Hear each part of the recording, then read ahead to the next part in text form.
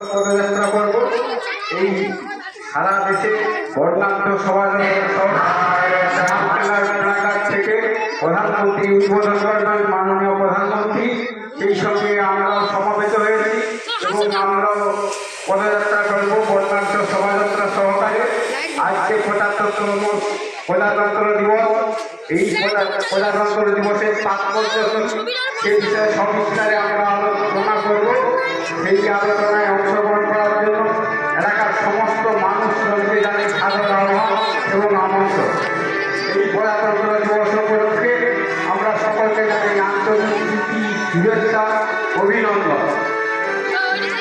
তাই আমরা এই পদযাত্রায় সামিল হওয়ার জন্য এলাকার আপনজন মানুষজনকে জানাই সাদর আহ্বান এবং আমন্ত্রণ।